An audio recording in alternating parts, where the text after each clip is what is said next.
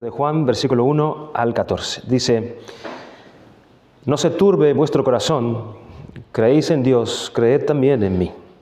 En la casa de mi Padre muchas moradas hay. Si así no fuera, yo os lo hubiera dicho. Voy pues a preparar lugar para vosotros. Y si me fuere y os preparare lugar, vendré otra vez y os tomaré a mí mismo, para que donde yo estoy, vosotros también estéis.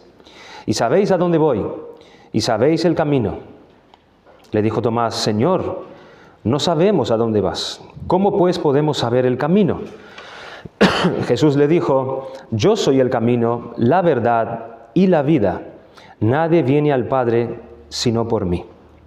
Si me conocieseis, también a mi Padre conoceríais, y desde ahora le conocéis y le habéis visto.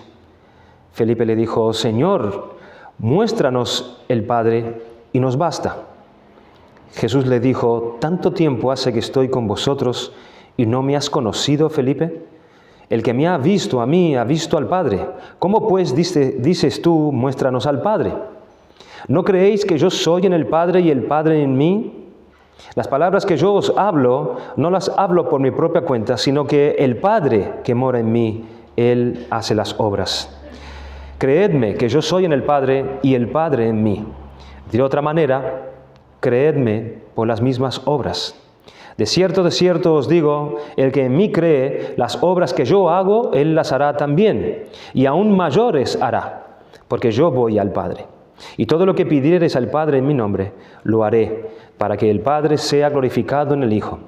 Si algo pidiereis en mi nombre, yo lo haré. Para que podamos entrar un poco en contexto, estas palabras hacen parte de este último mensaje de Cristo a sus discípulos. Apenas unas horas después de pronunciar estas palabras, Él sería entregado a los principales sacerdotes, sería entregado a los judíos, y luego sería entregado en manos de Poncio Pilato, a donde Él sería juzgado, sería torturado y sería crucificado hasta la muerte y después sepultado. Por tanto, aquí en este momento, teniendo Cristo con sus discípulos, Cristo los está preparando a ellos precisamente para todo aquello que iba a venir más adelante. Esta es la última semana de Jesús en Jerusalén. Él ya había entrado en Jerusalén de manera triunfante. Allí cuando Él entra sentado en un pollino, la multitud le exaltaba como aquel que venía en el nombre del Señor. Eso era lo que ellos gritaban a gran voz. Durante aquella semana, Él permanecía allí en el templo enseñando al pueblo.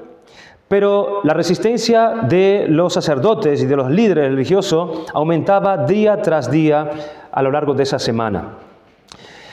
A una cierta altura del transcurso de ese tiempo, como vemos en el capítulo 12, por ejemplo, versículo 20, un grupo de gentiles griegos habían venido a Jerusalén con motivo de la fiesta de la Pascua y ellos expresan el deseo, ¿verdad?, de conocer a Jesús.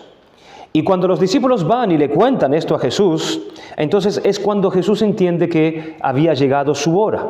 Había llegado la hora de partir de este mundo, de morir por los suyos.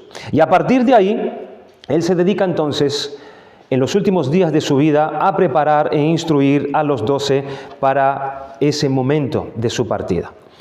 Entonces aquella noche, estando Él sentado con sus discípulos allí en el aposento alto, preparándose para comer la Pascua con ellos, Jesús va y lava sus pies, como vemos en el capítulo 13.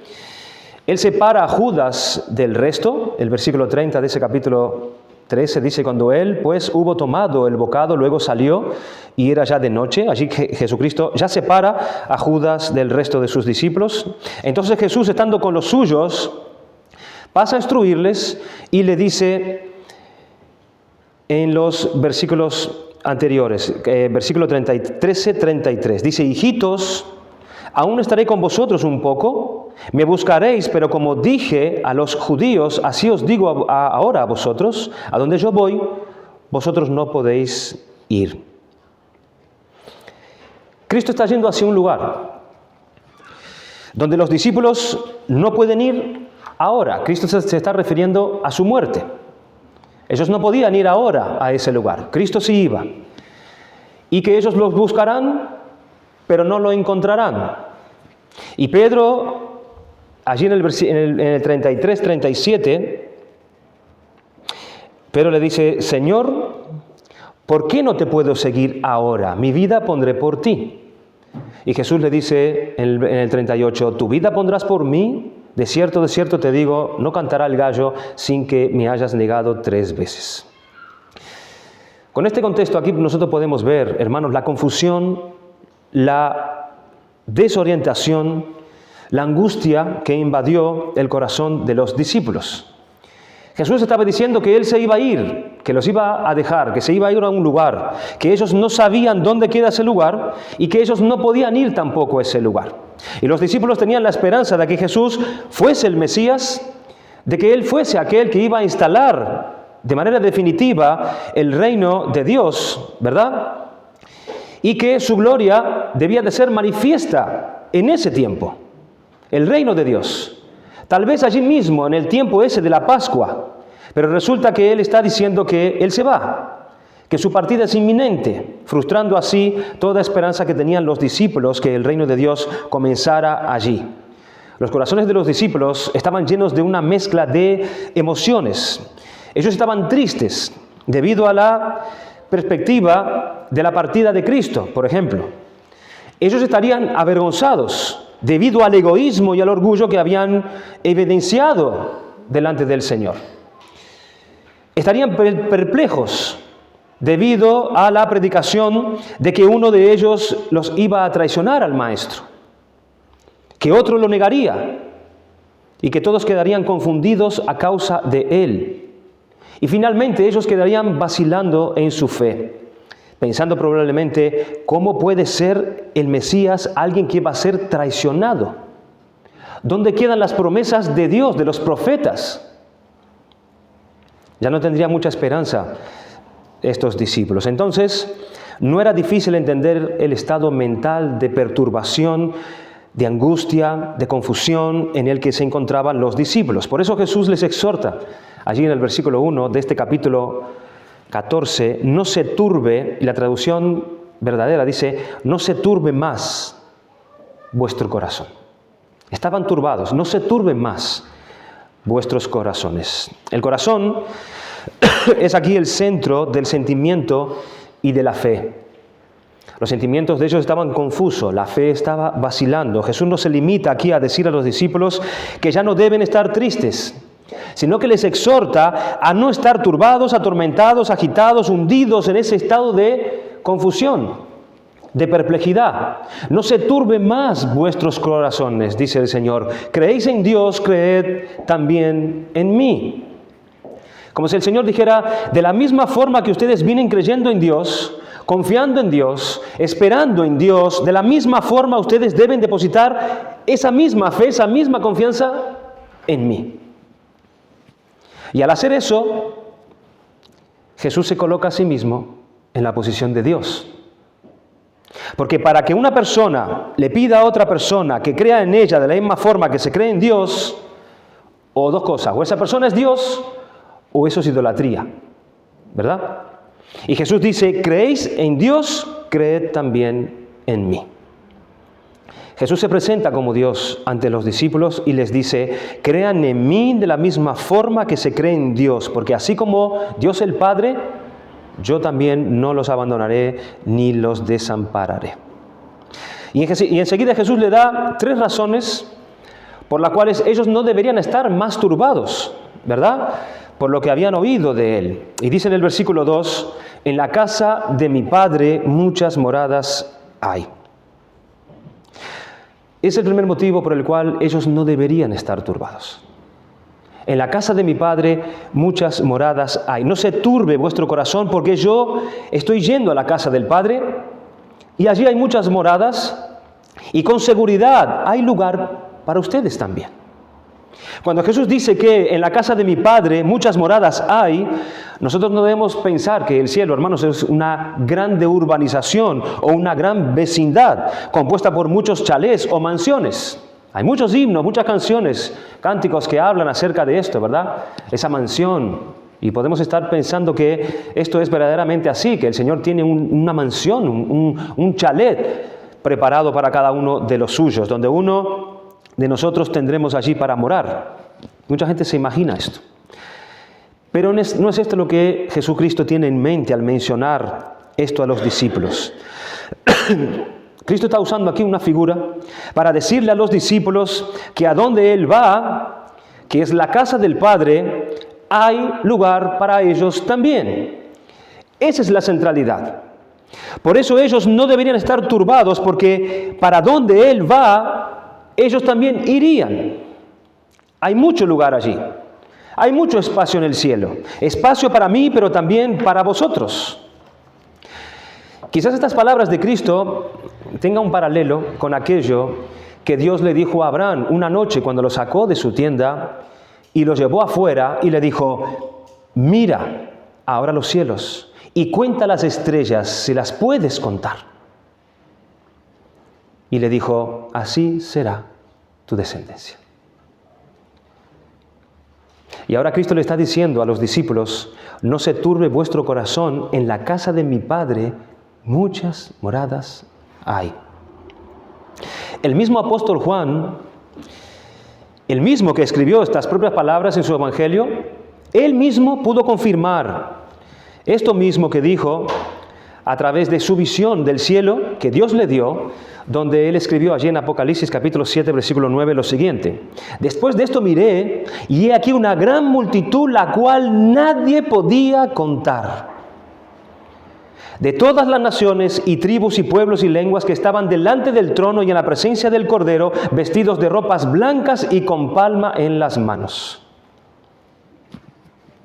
El Señor Jesús, con estas tremendas palabras de ánimo y aliento, le dice a los discípulos: en la casa de mi Padre muchas moradas hay mucho lugar, y ustedes van a estar allí también. Por eso no se turben, porque para donde yo voy ustedes irán también. Y también irán aquellos griegos que vinieron a preguntar por mí, aquellos que me están buscando. Y irán también aquellos que están lejos, como yo le dije a los fariseos, para cuantos el Señor nuestro Dios llamare. Cuando Jesús se refiere al cielo como la casa del Padre, algunos comentaristas creen que quizás Jesús está haciendo un contraste con el templo de Jerusalén. Porque los discípulos serían expulsados del templo de Jerusalén. Ellos ya no podían participar más de esa que era llamada la casa de Dios. Pero serían recibidos en el verdadero templo, en la verdadera casa de Dios, que es la casa celestial. La casa del Padre, por tanto, es el lugar donde Jesús se iba a dirigir después de su muerte, que es la presencia del Todopoderoso. No es un lugar geográfico, sino es el lugar donde Dios habita, donde Dios está sentado en su trono, siendo adorado por los ángeles y por los que ya fueron, los que ya están allí, los que ya se fueron delante de nosotros, y es precisamente hacia allí que Jesús se iba a ir. Un lugar donde hay muchas moradas, y en donde en ellas incluían a los discípulos. Por eso ellos no deberían turbarse. En segundo lugar, la segunda razón por la cual ellos no deberían estar turbados, también está allí en el versículo 2, donde dice: si así no fuera, yo os lo hubiera dicho, voy pues a preparar lugar para vosotros. Aquí el Señor se presenta como alguien veraz. Yo nunca he mentido a ustedes. Todas las palabras que yo he hablado a ustedes siempre han sido palabras de verdad. Siempre he dicho la verdad. Y si no fuese así, como les digo, yo le hubiera dicho a ustedes también. Voy entonces a preparar lugar para vosotros. Muchos cometen un error en interpretar equivocadamente estas palabras de Cristo, como si Jesús, después de la muerte, Él entró en el cielo y comenzó verdaderamente una construcción allí. Al usar esa palabra, iré a preparar un lugar para vosotros. Pero el texto no se refiere a eso, porque la casa del Padre ya está lista. La casa del Padre ya está preparada, ya está edificada, ya está lista desde la fundación del mundo. Esa preparación de la que habla el Señor viene por medio de su humillación, viene por medio de su muerte, de su resurrección y de su exaltación. Es así que Cristo preparó un lugar para nosotros. Sin su ascensión y el envío del Espíritu, ninguno de nosotros estaríamos preparados para estar en la casa del Padre. El cielo es un lugar preparado para personas preparadas. Jesús fue a abrir el camino. Es en ese sentido que Él fue a preparar lugar. Todo está listo desde la fundación del mundo, pero el acceso estaba cerrado a causa de nuestros pecados. La casa está lista, pero no tenemos acceso. Cuando Él dice, yo voy a preparar lugar, está diciendo, a través de mi muerte y a través de mi resurrección, yo voy a abrir la casa del Padre para ustedes. Y eso fue lo que Él hizo hace más de 2000 años. No, Jesús no fue a construir la casa ya está construida. Y tenemos evidencia allí en lo que dice en Mateo capítulo 25, versículo 34, donde dice, entonces el rey dirá a todos de su derecha, venid benditos de mi Padre, y heredad del reino preparado para vosotros desde antes de la fundación del mundo, o desde la fundación del mundo. La preparación de la casa de Cristo, la preparación de la que Cristo habla aquí es la satisfacción de la justicia del Dios justo. Es la paga del pecado a través de su muerte. Es satisfacer toda la ley de Dios en todas sus demandas, cuando nosotros no podíamos cumplir ni siquiera una, para volvernos a reconciliar con el Padre y poder volver a tener acceso a su presencia cuando la hemos perdido allí en el huerto del Edén. Cristo fue a resolver un problema legal ante la ley del Padre. Él fue a ponernos a cuenta con Dios. Como si tú tuvieras un problema legal con una persona y contratas a un abogado y el abogado te dice, no te preocupes, yo voy a preparar todo de tal manera para que te hallen inocente. Cristo lo preparó todo para que pudiéramos entrar en la casa del Padre. A eso se refiere cuando dice, voy a preparar lugar para vosotros. La tercera razón para que los discípulos no se turbasen en sus corazones la vemos en el versículo 3, donde dice, y si me fuere y os prepararé lugar, vendré otra vez y os tomaré a mí mismo, para que donde yo voy, vosotros también estéis. Jesús está diciendo, yo me voy, pero yo vuelvo y os tomaré a mí mismo. ¿A qué vuelta se refiere el Señor aquí? Porque en cierto sentido, Él volvió, ¿verdad? En el momento de su resurrección. Él volvió también cuando Él envió a su Espíritu Santo. Y Él también vuelve a buscar a cada uno de los suyos cuando abandona este mundo. Pero lo que hace más sentido es a su segunda venida. Es a su segunda venida gloriosa, pública, donde vendrá para estar con nosotros para siempre. Cuando Él dice aquí, vendré otra vez, se está refiriendo a su segunda venida. Yo me voy a preparar lugar para ustedes, el camino está libre, pero después yo vuelvo y os tomaré a mí mismo. Observen que en el lugar de decir lo que todos pudiéramos pensar, ¿verdad? Y cuando me fuere y os prepararé lugar, vendré otra vez y los llevaré a ese lugar. No dice así. Es mucho más consolador lo que Él dice. Él dice, os tomaré a mí mismo. En otras traducciones dice, os tomaré para que estéis conmigo para siempre. O para que estemos cara a cara, dice otra traducción. Tan maravilloso es el amor de Cristo por los suyos, que Él no está satisfecho simplemente con la idea de llevarnos al cielo, sino que Él quiere llevarlos a estar en íntima comunión con Él para siempre. E incluso podría significar la misma cosa, ese lugar o estar con Cristo para siempre, porque ir a la casa del Padre y estar con Él es la misma cosa, porque eso es lo que hace que el cielo sea el cielo, porque Cristo está allí, ¿verdad? Entonces ir a la casa del Padre es lo mismo que estar con Cristo. Porque si Jesús no morase en la casa del Padre, eso no sería el cielo. Y no tendríamos ninguna razón entonces para poder desear estar allí. Porque la gloria de todos los creyentes es la comunión con el Cristo exaltado. Es nuestra unión con Él a lo largo de toda la eternidad. Yo me voy, pero yo vuelvo y os tomaré a mí mismo. Estar con Cristo en el cielo es lo que hace que el cielo sea tan deseado. Y siendo esta una verdad tan gloriosa, es que Jesús le dice a sus discípulos: no se turbe vuestro corazón, porque donde quiera que yo esté, donde quiera que esté el Cristo exaltado, allí también estarán los creyentes. Aquí vemos tres fundamentos de peso que Cristo quiso dejar a sus discípulos para que ellos encontraran consolación en la difícil tarea que ellos tenían por delante. Y podemos ver también cómo es el patrón que Dios usa para consolar a su iglesia, para consolar a los suyos. Nosotros pasamos por muchas tribulaciones, pasamos por muchas angustias, por muchos sufrimientos en este mundo. Pasamos por enfermedades, por escaseces, frustraciones, pérdidas, problemas y cuántos tipos de dolores y sufrimiento. Y el camino de Dios para consolarnos no es evitar el sufrimiento, no es evitar esas situaciones, ni quitar el problema delante de nosotros, ni tampoco es concedernos cosas aquí, sino que es apuntarnos hacia la casa del Padre. Porque nuestro consuelo, hermanos, es escatológico.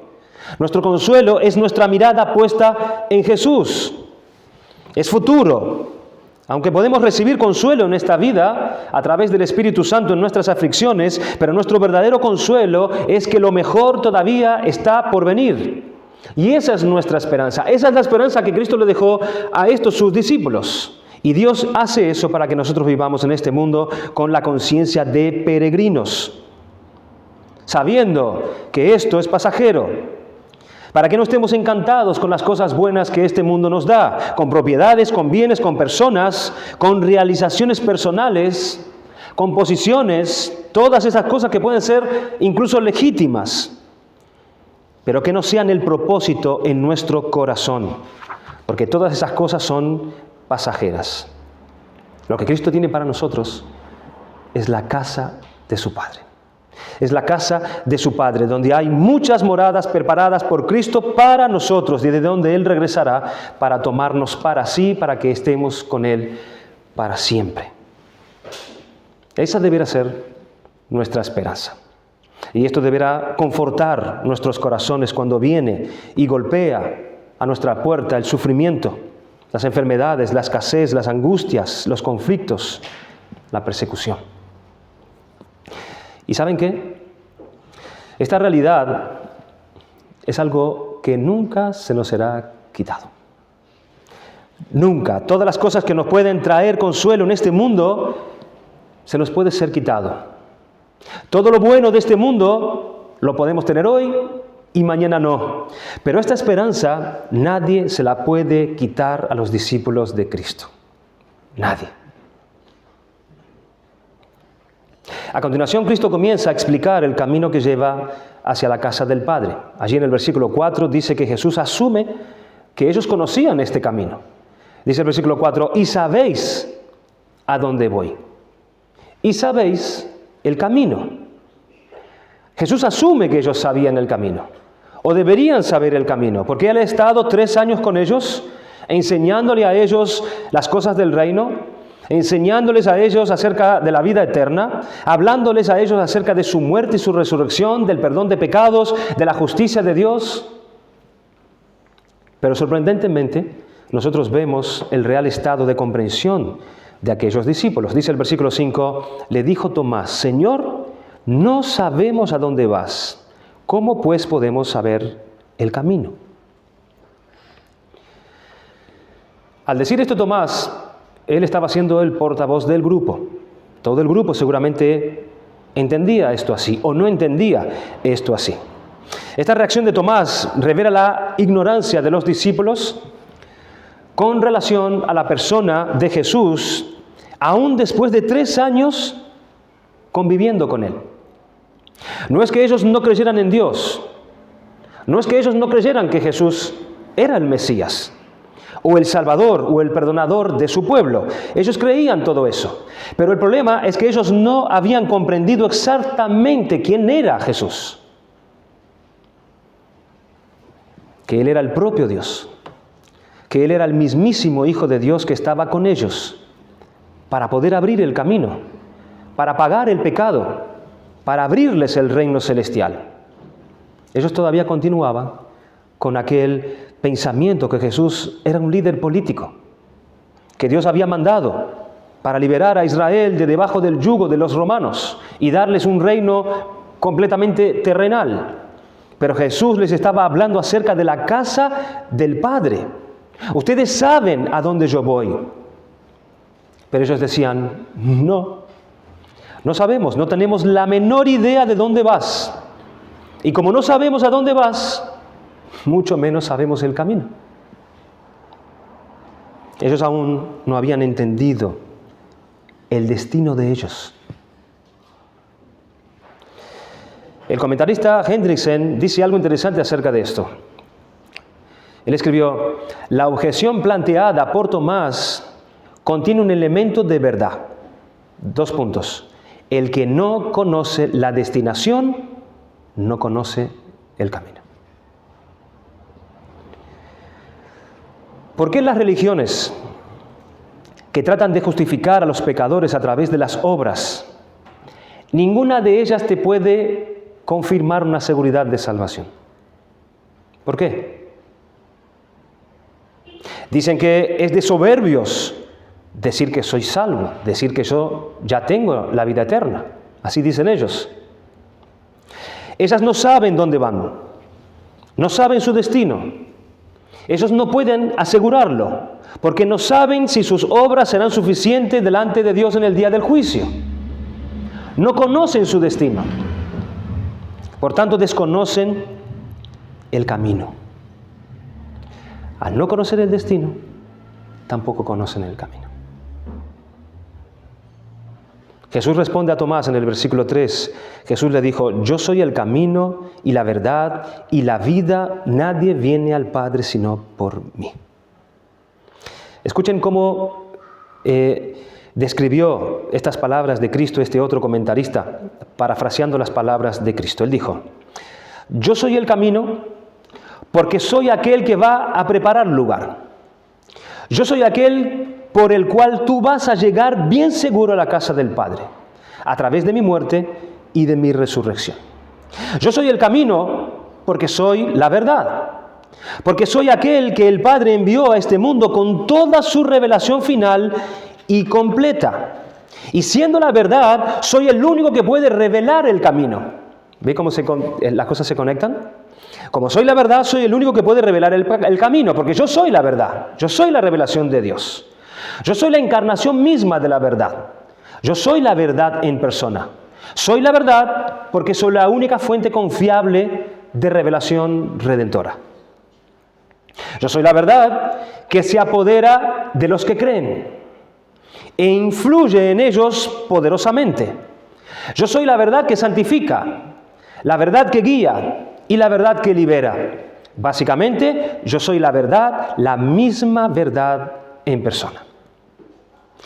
Y yo soy la verdad porque soy la vida, porque tengo palabras que dan vida, porque pensando en el alma que está muerta en sus delitos y pecados, yo soy el único que puede dar vida, yo soy el único que tiene vida en sí mismo, yo soy la fuente y el dador de la vida, y vine precisamente para que pudieran tener vida y vida en abundancia. Y así como la muerte significa separación de Dios, la vida, la cual soy yo, implica comunión y retorno con Dios. Y la conclusión correcta y lógica que sacamos de todo esto es que nadie viene al Padre si no es por mí.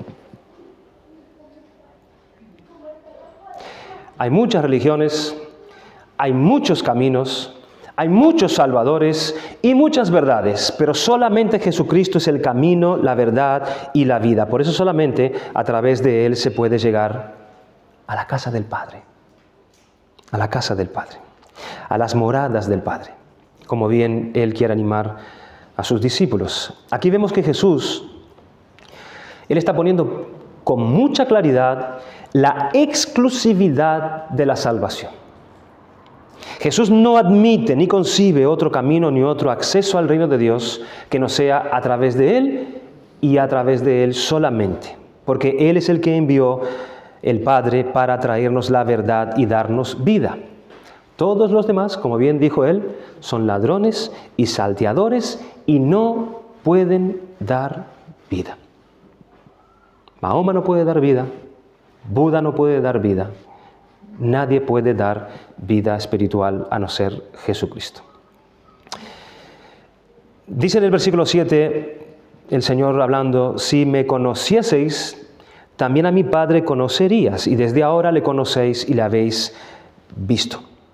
Entendiendo que los discípulos, esta es la realidad que Cristo tiene delante de él acerca de ellos no habían comprendido debidamente quién era la persona de Cristo. No habían comprendido la misión de Cristo en el mundo. Ellos también se quedaban cortos en conocer más plenamente entonces al Padre.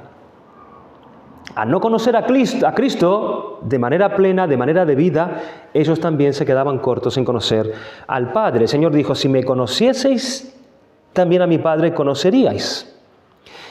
Y vemos que el mismo Señor es quien reconoce esto. Ustedes no conocen al Padre como debieran, por el hecho de que ustedes no me conocen a mí como debiera. Pero Él dice, y desde ahora le conocéis y la habéis visto. El Señor se está contradiciendo aquí porque por un lado Él entiende y asume que ellos no lo conocen debidamente.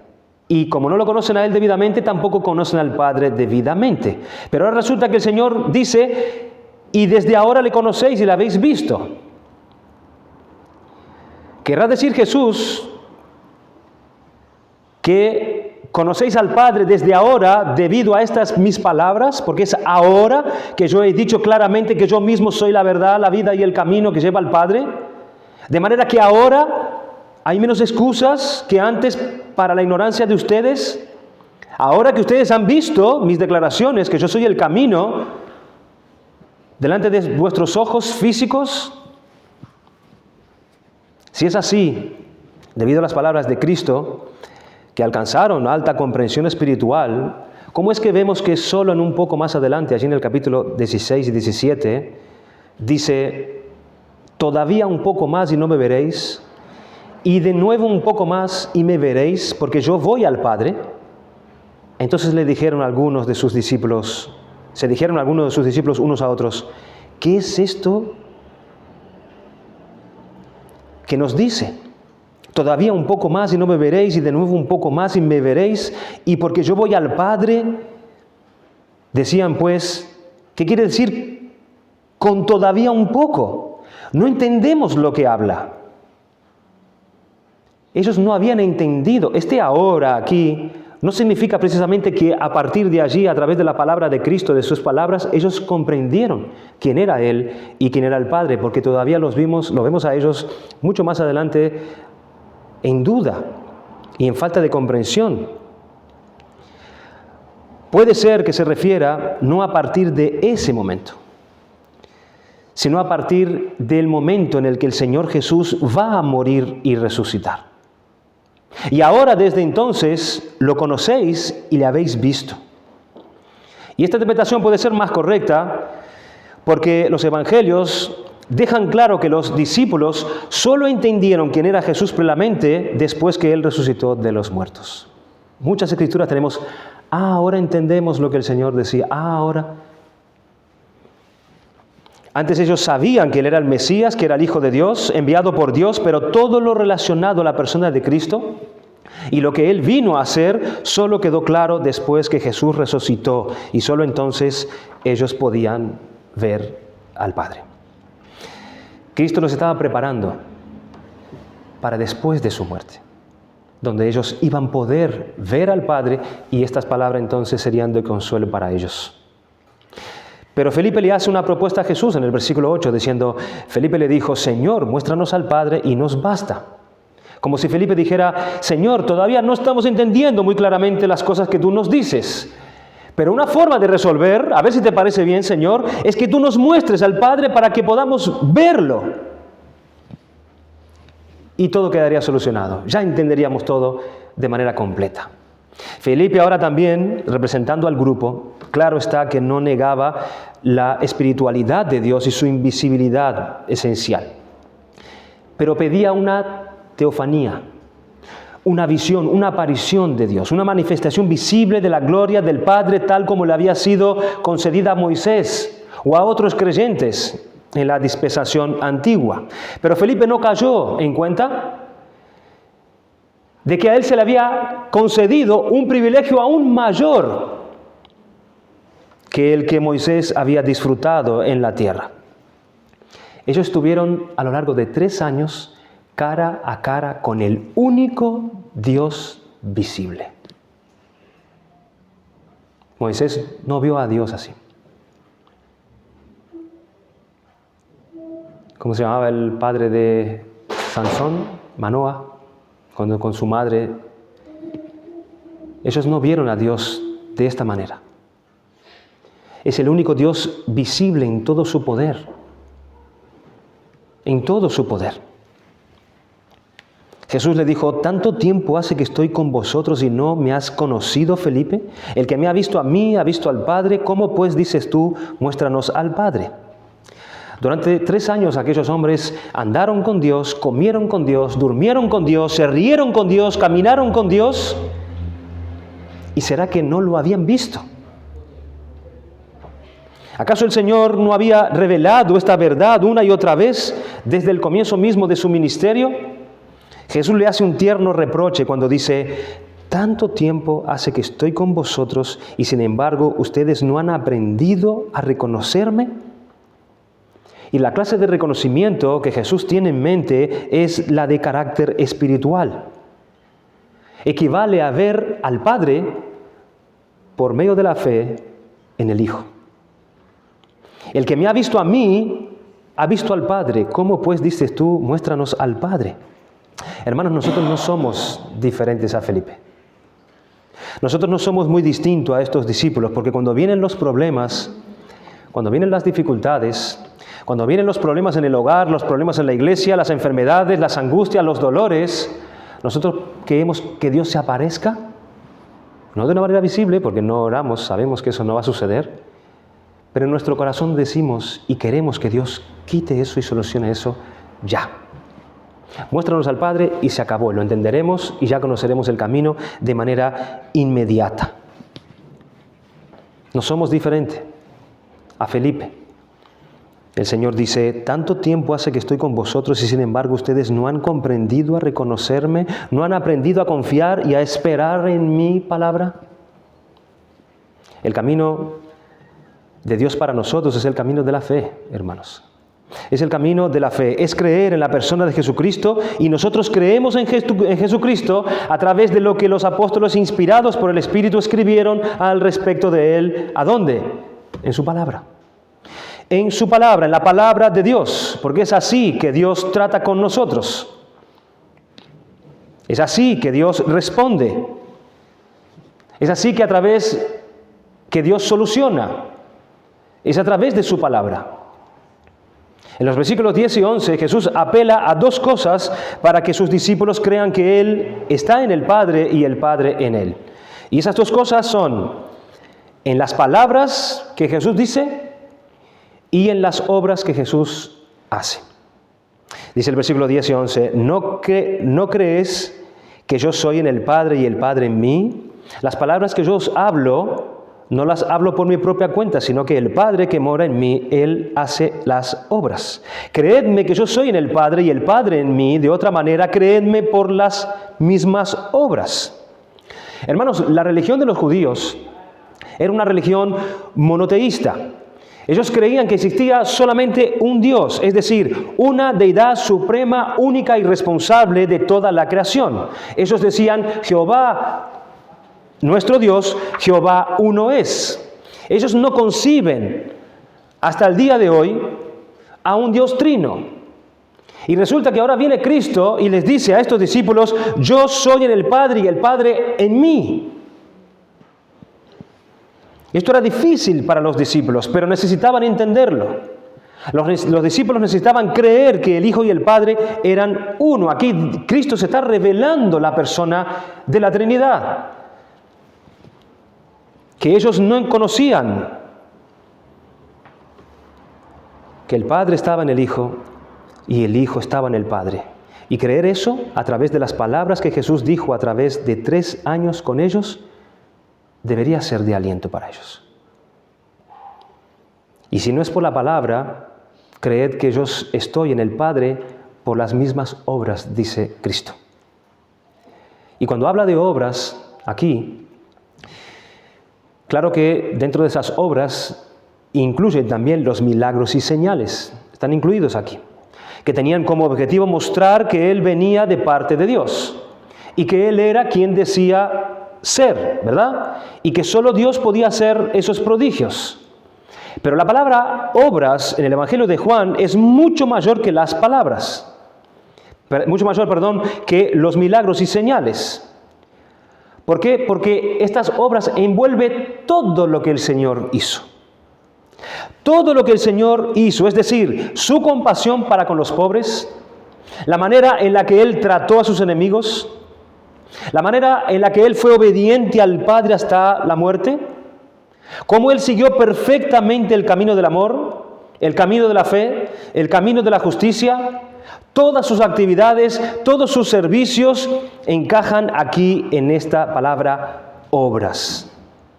Como si dijese, si no creen en mis palabras, entonces crean en toda mi manera de vivir, en toda mi conducta entre ustedes. Nadie podía redarguirme de pecado, culpar de pecado, acusarme de alguna ofensa hacia nadie. Entonces, obras es mucho más que señales y prodigios. El que ellos creyeran que Jesús y el Padre son uno iba a ser de gran ánimo y fe para ellos en todo lo que había de venir. Por eso se les exhorta a aceptar la palabra de Jesús al pie de la letra. Lo que Jesús decía, todo lo que Él habló. Pero si esto fuese difícil para ellos, que crean entonces debido a las mismas obras y a la conducta irreprochable y santa de Cristo. En el final del pasaje, en los versículos 12 al 14, Jesús hace una promesa a los discípulos con el objetivo de que no se turbase el corazón de ellos. Dice el versículo 12, de cierto os digo, el que en mí cree, las obras que yo hago, Él las hará también y aún mayores hará, porque yo voy al Padre. Hablando con una persona una vez que decía ser creyente, él, después que yo pude hablar con él un poco acerca de mi fe, él me decía, ustedes son una iglesia reformada entonces, ustedes son de la línea de Calvino, de Lutero, de los puritanos y todas esas personas. Se ve que él conocía algo de esto, ¿verdad? Pero él me decía, pero nosotros somos más de obras, de buscar los milagros, de ir en busca de esas manifestaciones y señales, de sanidades, de hablar en lenguas, de mostrar el poder de Dios. Así me decía. Porque hoy ya estamos en otra época, me decía él. Estamos en la época de los milagros, de los prodigios. Y él se fundamentaba precisamente en estas palabras, aquí dichas por Cristo. Y el que en mí cree, las obras que yo hago, Él las hará también y aún mayores hará, porque yo voy al Padre. Pero ¿será este tipo de obras que habla aquí el Señor?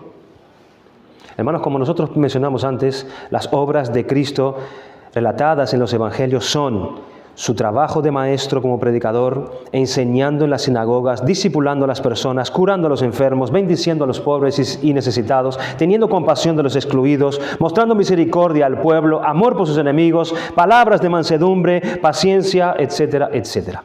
Era un carácter, eran obras que salían de un carácter sin pecado. Y el Señor dice a sus discípulos, ustedes van a hacer estas obras y aún las harán mayores. ¿Qué quiso decir el Señor con obras mayores? Para que podamos entender esta promesa que hizo aquí a sus discípulos, tenemos que primero entender otras dos cosas que el Señor dijo aquí a sus discípulos. Primero, las obras mayores harán porque yo voy al Padre. Y segundo, los versículos 13 y 14, donde Él dijo, y todo lo que pidieres al Padre en mi nombre lo haré para que el Padre sea glorificado en el Hijo. Si algo pidieres en mi nombre, yo lo haré.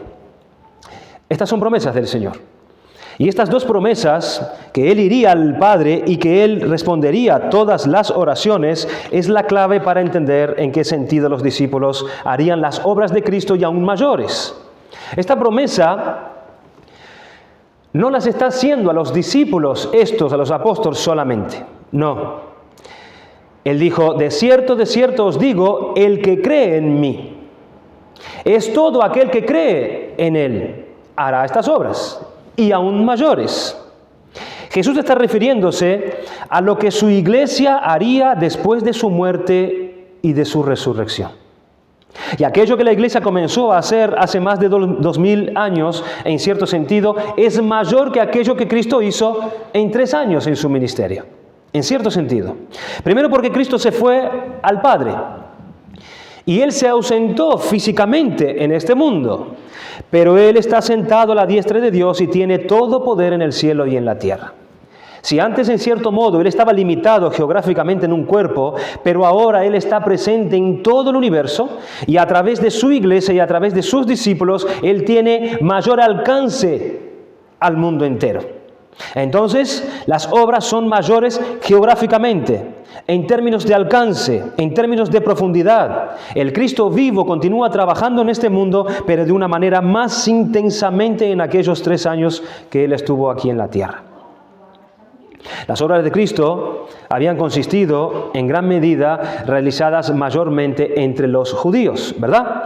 Cuando habla ahora acerca de obras mayores, con toda probabilidad, piensa en las que tienen relación con la conversión de los gentiles. Tales obras eran de un carácter más elevado y más amplio en alcance. La conversión de los elegidos de Dios, de toda tribu, de toda lengua, de toda raza, de toda nación, había que ser alcanzado. Los gentiles. Vemos la labor de Pedro en casa de Cornelio. Vemos la labor de Pablo en todos sus viajes misioneros. No se hubieran podido realizar antes de la muerte y la ascensión de Cristo por la simple razón de que en ese tiempo el Espíritu Santo aún no había descendido. Todavía no había sido derramado. Por esta misma razón seguía existiendo el muro de separación también entre los creyentes y los gentiles. ¿Cuándo fue quitado? Con la muerte del Señor. Todo esto iba a cambiar ahora, es decir, en relación con la muerte, resurrección, ascensión y coronación de Cristo. En consecuencia, Jesús puede decir, y aún mayores obras, porque yo voy al Padre. Según este dicho del Señor, las obras mayores son espirituales. ¿Por qué? Porque los milagros en el ámbito físico irían poco a poco desapareciendo cuando ya no fuesen necesarios. Esas son las cosas mayores. Son obras espirituales. Y nadie dice que podemos orar por un enfermo y Dios en su poder pueda sanarlo. Nadie duda de eso. Pero ya no habría motivo de esas obras, de esos milagros, de esos prodigios. Pero hay otra razón por la cual estas obras serían mayores. Versículo 13, y todo lo que pidieres al Padre en mi nombre lo haré. Los que predican el Evangelio de la prosperidad enseñan que Jesús prometió darnos un cheque en blanco, que pudiéramos pedir todo lo que el Señor y todo lo que nosotros quisiéramos que el Señor nos concede. Pero esta promesa, hermanos, es dada en este contexto. Es dada en este contexto de hacer las obras de Cristo. De hacer las obras de Cristo. Es el contexto en el que la iglesia está sirviendo a Dios en este mundo. Haciendo precisamente las obras de Cristo. En este contexto Cristo dice, todo lo que pidieres al Padre en mi nombre lo haré. Si ustedes hacen oración por la conversión de pecadores, por la expansión del reino, por la compasión hacia los pobres, si ustedes hacen oraciones por vuestra santidad, por la mortificación de sus pecados, por capacidades que Dios dé, por dones, tales oraciones, está claro, no son egoístas, sino que buscan el interés del reino de Dios. porque son oraciones que van a glorificar al Padre, como Él dice ahí. Y todo lo que pidieres al Padre, en mi nombre lo haré, para que el Padre sea glorificado en el Hijo. Son oraciones,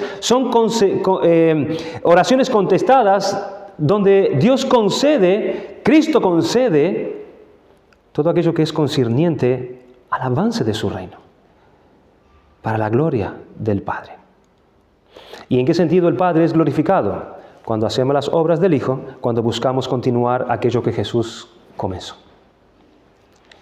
Voy a dar simplemente 4 aplicaciones para que podamos acabar. Y esta primera es para los afligidos y atribulados. Es así, hermanos, como Dios nos consuela. Es así. Él eleva nuestra mirada hacia la casa del Padre. Él eleva nuestra mirada hacia la realidad última que nos espera. Él quiere que nuestro corazón se desapegue de este mundo y que esté lleno de esperanza, corriendo nuestra carrera con los ojos puestos en Jesús, confiando en la persona de Jesucristo y lo que Él representa para nosotros, para su iglesia. Este mundo no puede, de hecho, satisfacer nuestro corazón. No hay aquí riqueza tal, no hay persona, no hay posición que pueda llenar nuestro corazón. Y para eso Dios reservó esa muestra, esa realidad, ese consuelo, esa esperanza de la casa del Padre, donde nosotros acabaremos, donde estaremos por siempre con Cristo. Jesús dijo: no se turbe vuestro corazón, porque sea lo que sea que te pase, es pasajero. Todo mal va a acabar, toda aflicción va a acabar. El Señor enjugará todas lágrimas del rostro de ellos. Esto aquí no es para siempre.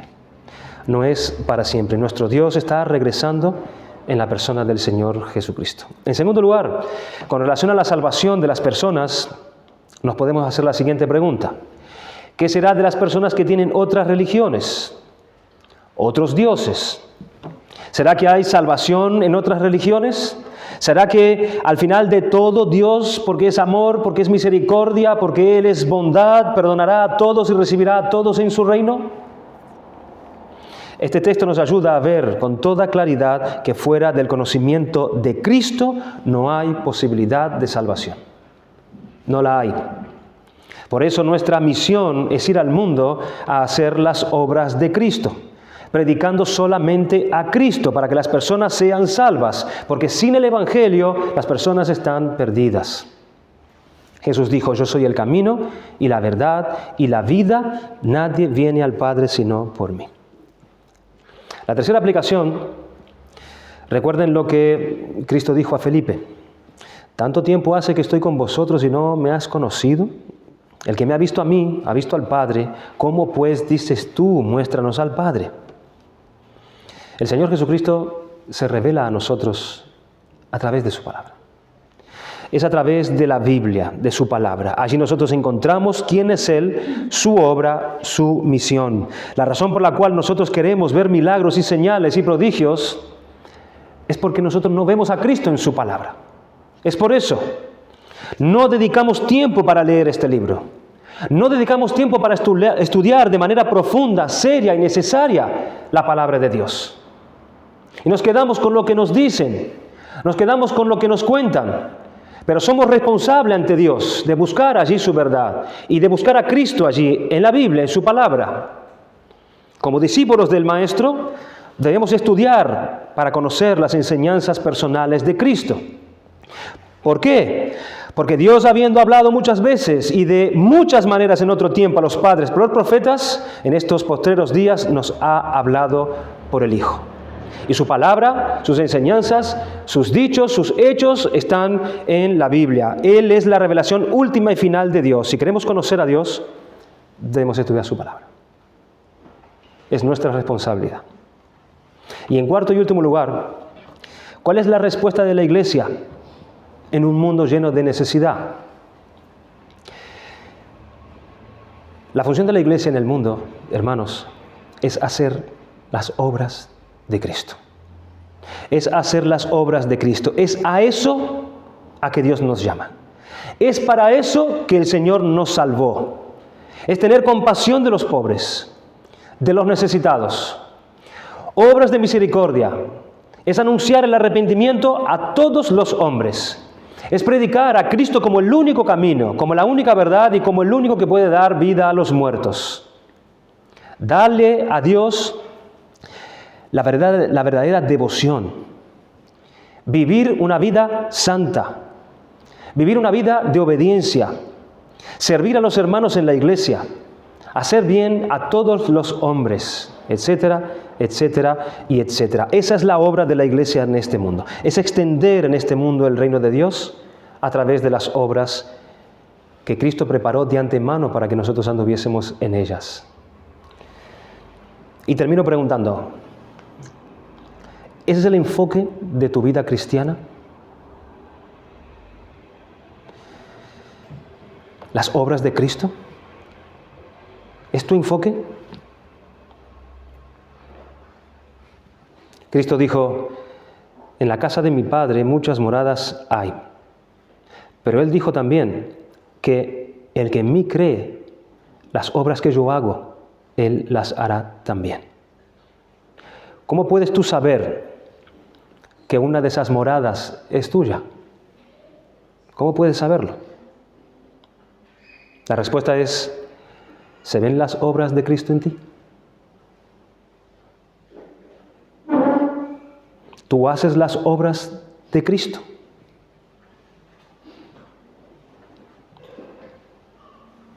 ¿De verdad tú vives para servirle a Él en este mundo? Porque si esto no es así, no hay consuelo ninguno para ti en este pasaje. No lo hay.